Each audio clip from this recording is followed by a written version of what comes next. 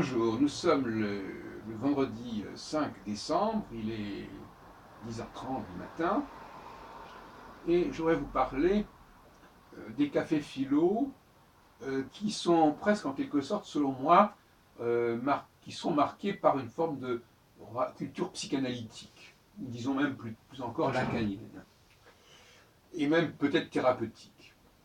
Je veux dire par là que il y a une dérive dont j'ai parlé d'ailleurs dans différents textes, une dérive que j'ai appelée divinatoire. Mais on peut aussi parler d'une dérive psychanalytique, en tout cas une dérive où l'on se polarise sur l'intitulé qui a été choisi par un des assistants ou par l'animateur. Mais c'est fait de manière tellement confuse qu'on ne voit pas très bien quels sont les enjeux et quelles sont les méthodes. Mais en réalité, probablement sous l'influence des participants, d'une certaine culture qui est récurrente, qui est dominante, qui est sous-jacente, on dérive vers une forme d'analyse. Parce que, j'ai déjà signalé, j'ai déjà dénoncé le fait de dire, voilà la formulation qui a été choisie, voilà le sujet qui est écrit, hein, voilà, ça a été écrit, voilà le sujet. Et il faut tenir compte exactement des termes qui ont été utilisés. Qu'est-ce que c'est que ces manières? C'est invraisemblable. On n'est pas en psychanalyse, on n'est pas en train de décortiquer le rêve ou le propos ou l'expression ou le jeu de mots ou le lapsus de telle ou telle personne. C'est pas le jeu, c'est pas le rôle du café philo. Donc cette insistance, cet acharnement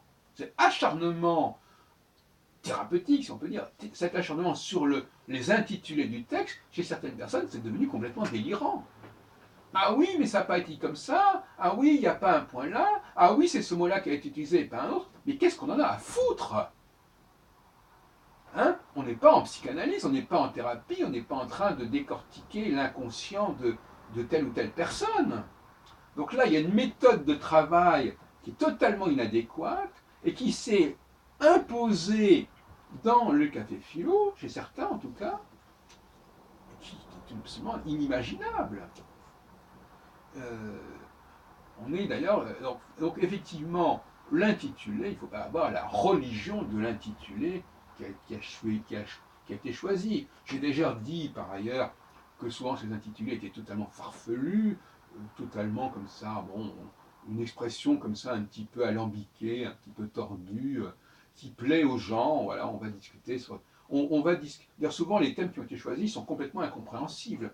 Donc finalement, le groupe accouche d'une expression, entérine en tout cas une expression qui a été proposée par l'un ou par l'autre, sans très bien savoir ce que ça veut dire, sans prendre la peine de dire, si on est un vote, de préciser de quoi on parle dans chaque cas.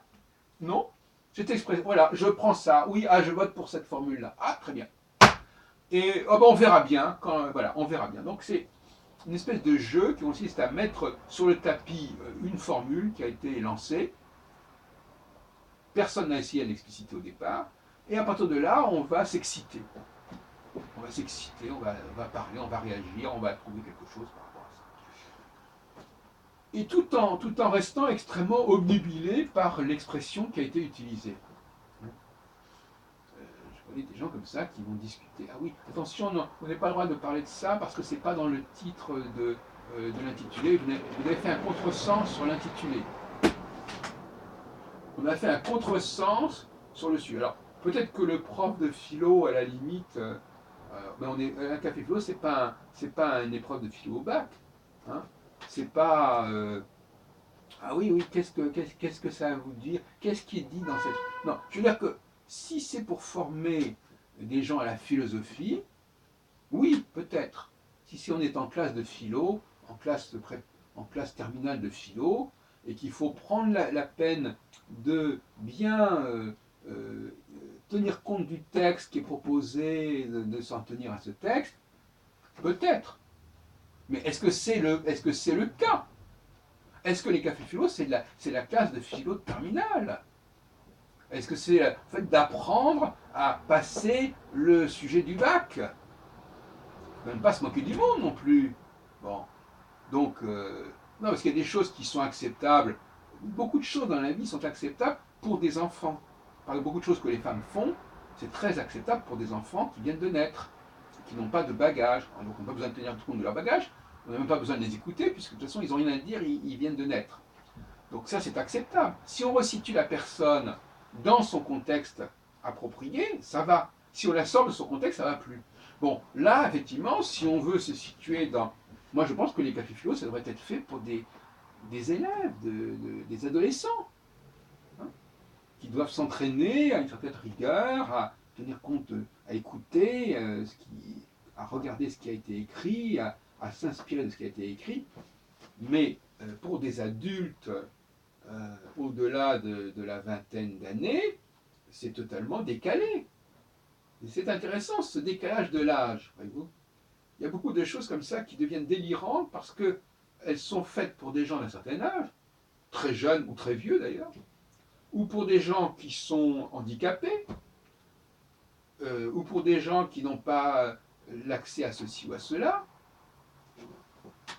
Il faut toujours se demander, quand on voit des gens se comporter d'une certaine manière, quel est le public, à qui on s'adresse, à qui cette façon de faire, cette méthode de travail, à qui elle convient et pour qui elle est faite. Et on s'aperçoit dans bien des cas que c'est une méthode qui vaut ce qu'elle vaut, mais qui est totalement inappropriée à ce qu'on attend et ce dont on a besoin à ce moment-là et aux gens qui sont là. Bon. Cette appropriation, cette adéquation de la méthode au groupe de personnes à qui cela s'adresse, c'est absolument indispensable. C'est un impératif absolu. Et dans bien des cas, il faut dire, mais écoutez, ce que vous dites, ça ne me concerne pas. C'est pas fait pour moi. C'est pas fait pour nous. Allez avec les gens pour qui c'est fait. Hein? Allez parler à des gamins de 3 ans. Allez parler à des gamins de 15 ans. Mais c'est pas pour nous. Là, vous n'êtes pas en train voilà. Nous, on est des adultes, on est en train de parler, on est en train de discuter, on cherche un consensus, on cherche un débat. On n'est pas là pour faire une explication de texte et de mots, etc. Alors pourquoi je parle de Lacan? Parce qu'effectivement, il y a aussi ces gens-là qui sont des gens qui sont dans la psychanalyse, qui ont une expérience de psychanalyse et qui projettent leur expérience de psychanalyse sur le café philo. Parce qu'effectivement, ils ont le goût comme ça de décortiquer les mots, de dire tiens, il a dit ça, pourquoi, etc. On n'est pas non plus là pour former des psychanalystes. On n'est pas là non plus pour analyser des rêves. On n'est pas là pour parler pendant des heures du fantasme qui a amené quelqu'un à présenter un sujet de cette façon. À moins qu'on s'amuse à ça en disant ah oui, monsieur un tel, alors vous avez dit ça. Alors on pourrait passer l'après-midi à ça. Vous avez dit ça, c'est vous qui avez proposé ce sujet. Pourquoi vous avez dit ça? Pourquoi vous avez mis ça comme ça? Ok, pourquoi pas? Mais c'est pas le cas. Ou alors qu'on le dise clairement. Mais donc, généralement, c'est pas du tout ce qu'il fait. On n'est pas non plus c'est ça, c'est une méthode qui existe, mais elle n'est même pas en phase avec la réalité. Parce que la personne qui a proposé ce texte, elle n'est pas sur la sellette. On ne va pas l'interroger pour lui dire pourquoi vous avez dit ça, pourquoi vous avez formulé ça comme ça. Donc tout ça, c'est complètement hybride.